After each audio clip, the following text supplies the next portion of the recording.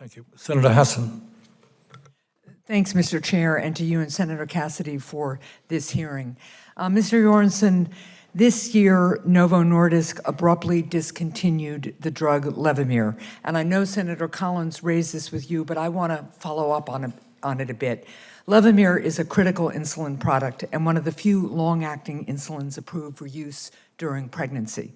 By discontinuing Levemir in January of 2024, Novo Nordisk interrupted the diabetes care plans of millions of Americans with only a few weeks' notice. Will Novo Nordisk agree to provide any interested company with the necessary information and drug formulation to make Levemir? Senator, thank you for the question. Any decision to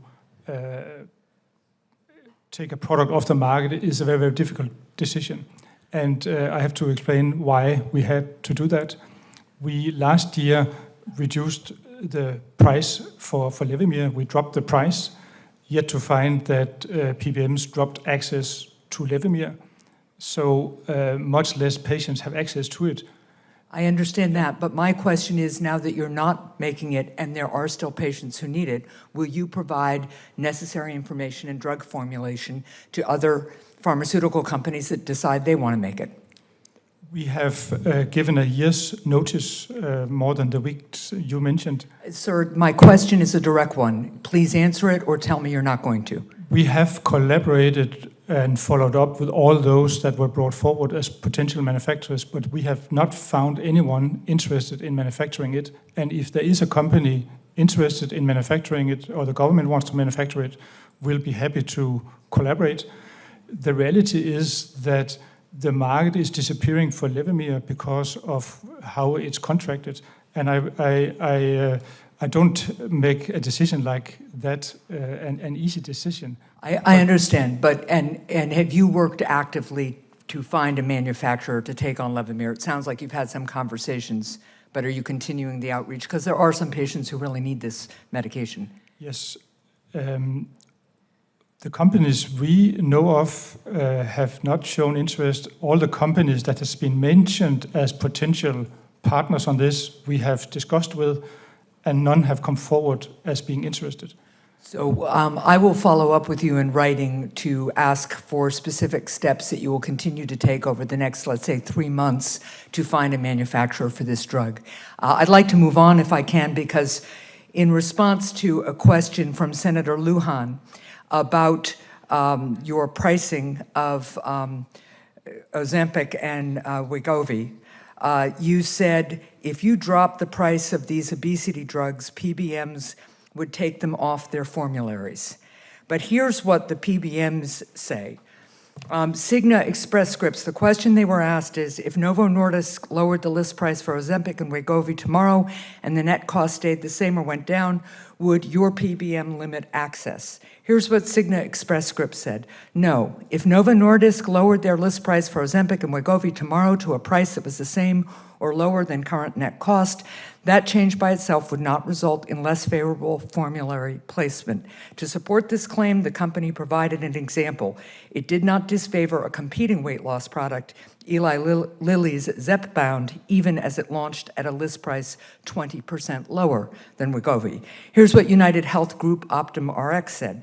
No, assuming the net price remains the same or lower, lowering a medicine's list price would not lead to less favorable formulary placement by Optum RX, particularly for high-demand drugs like Ozempic and Wegovy.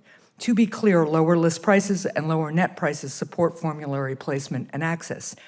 CVS Health Caremark said something similar. It said the simple answer is no. In fact, we can point to recent history as a proof point. When Novo Nordisk drastically reduced the price of their insulin, Novolog, in 2023, it did not result in a less favorable formulary placement with Caremark. And they were also asked if Ozempic and Wegovy were available for $100 per month or less, what impact do you expect that it would have on coverage and access?